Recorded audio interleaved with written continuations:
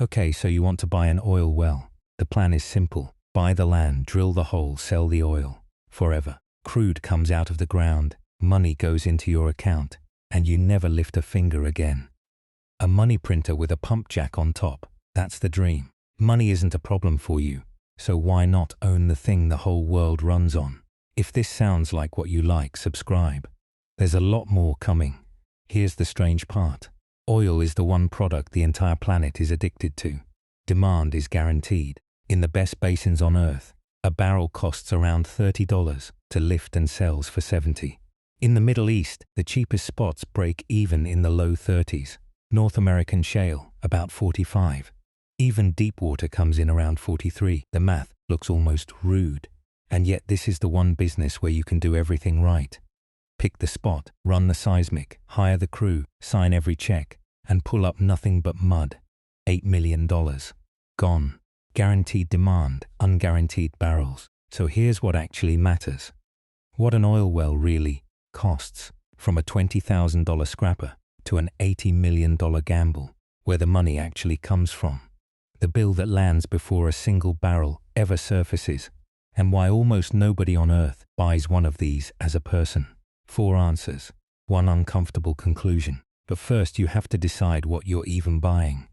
Because an oil well isn't one business, it's 5, and they start cheap. At the bottom, the stripper well, an old, tired onshore well coughing up a handful of barrels a day. You don't even drill it. You buy the mineral rights, sometimes for as little as $100 an acre, sometimes $3,000. The well is already there, already pumping, already half dead, and when it finally quits, you plug it for about $20,000 cheap.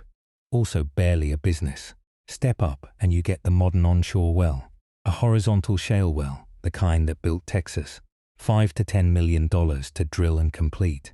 In 2023, the American average sat around 8 to 9 million. This is where most private money actually plays. Big enough to matter, small enough to lose.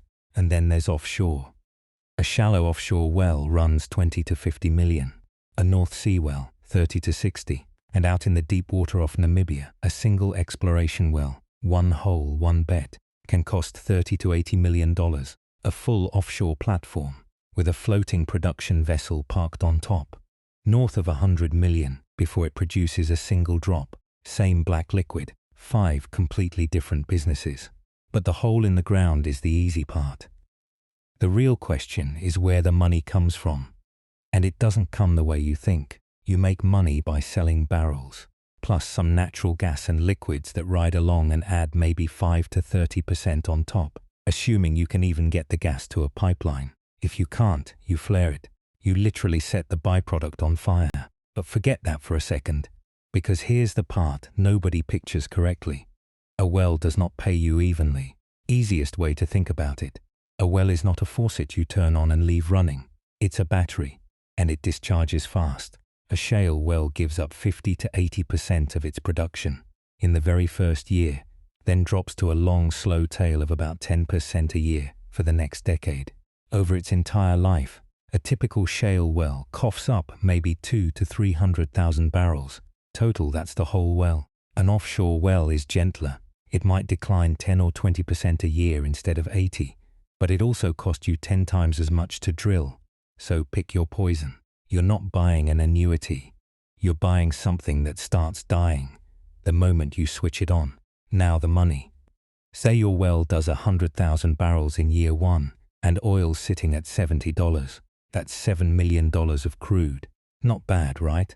Except before you've paid for a single thing, the landowner's royalty, 12.5%, skims $875,000 off the top. Gone, first, before you see a cent.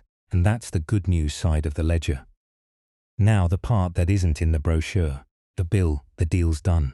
You've signed the lease, shaken the hands, you own an oil well. Here's the bill before a single barrel comes up. Drilling and completing the thing.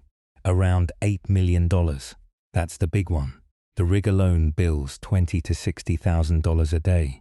And it charges that whether you hit oil or hit mud. The drill doesn't care. Then the surface equipment, the wellhead, the separators, the storage tanks. A few $100,000 to $1 million more. Now it's flowing. and the meter never stops. Just operating the well, the pumping, the maintenance, the chemicals, the water disposal, runs $15,000 to $35,000 a year, every year. Getting the oil to market costs a few dollars a barrel by pipeline, or 5 to 15 if you're remote enough to truck it out. Then the government lines up. Royalty, 12.5% on federal land, up to 25% on private. Severance tax, another 2 to 10. Corporate tax, 21% on whatever's left standing. Insurance, environmental compliance, a little here, a little there. And when the well finally dies, one last bill nobody budgets for, you have to plug it.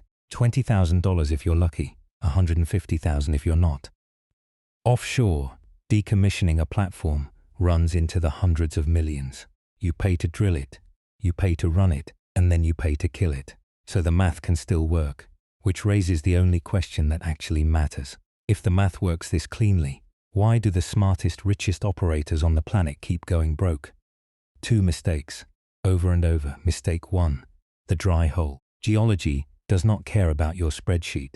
You can run the surveys, buy the best data, drill the perfect well, and find nothing down there at all. And a dry hole isn't a bad quarter. It's 100% loss. Every dollar gone. That's $8 million.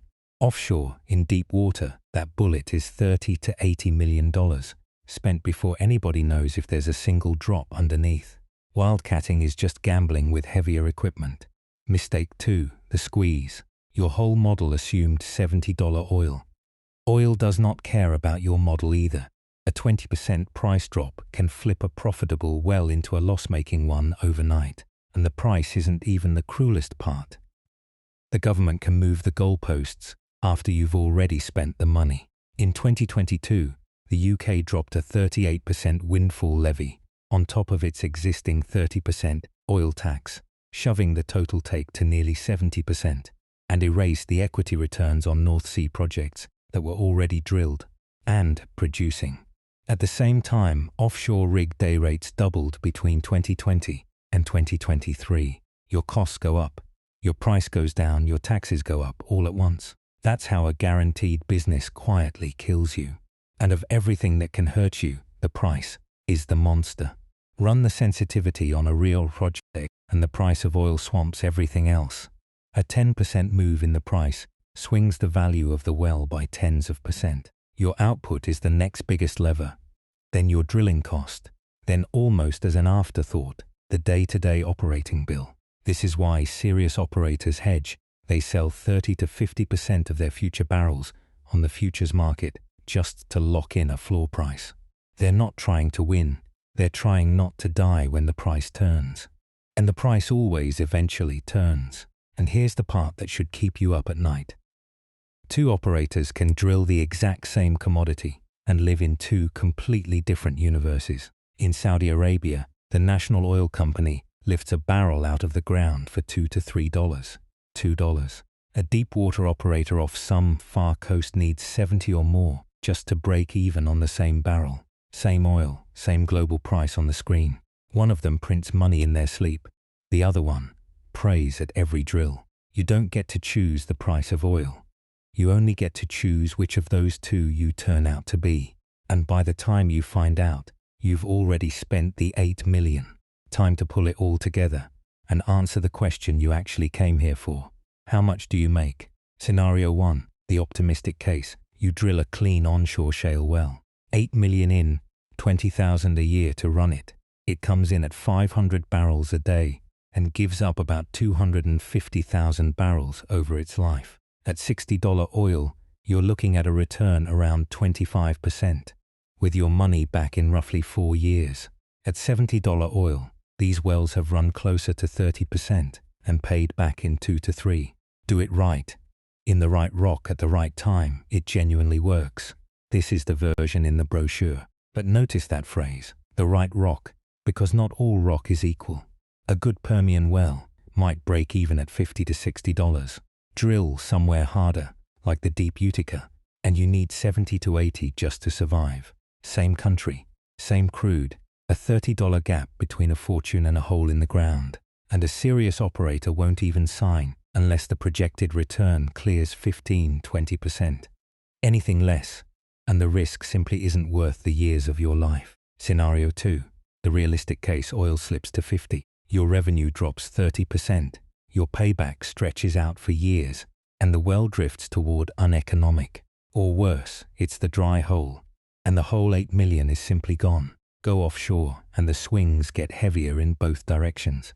50 million in, 8 to 10 years just to pay it back, and a single 2022 style tax change can wipe out the return entirely. There is one mercy, at least in America. The taxman actually helps you drill. You can write off almost all your drilling costs the moment you spend them. The labor, the geology, the so-called intangibles, and depreciate the heavy equipment fast on top of that. It's one of the most generous tax breaks left in the country, and it exists for exactly one reason. Drilling is so risky that the government has to bribe you into doing it. Sit with that. The incentive only makes sense because the odds are this bad. So the same hole in the ground is either a 30% machine or a 100% loss. That's not an investment. That's a coin flip with a drill bit attached.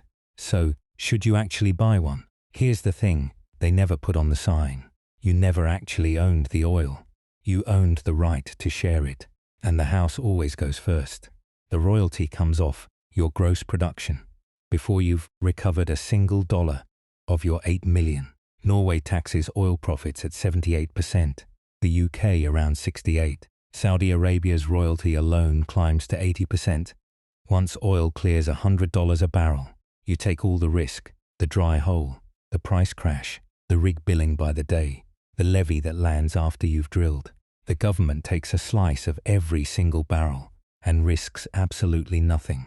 And even where the royalty looks gentle, the squeeze is brutal. In Saudi Arabia, between royalties, taxes, and the state's own ownership, the government swallows more than half of every dollar of gross revenue.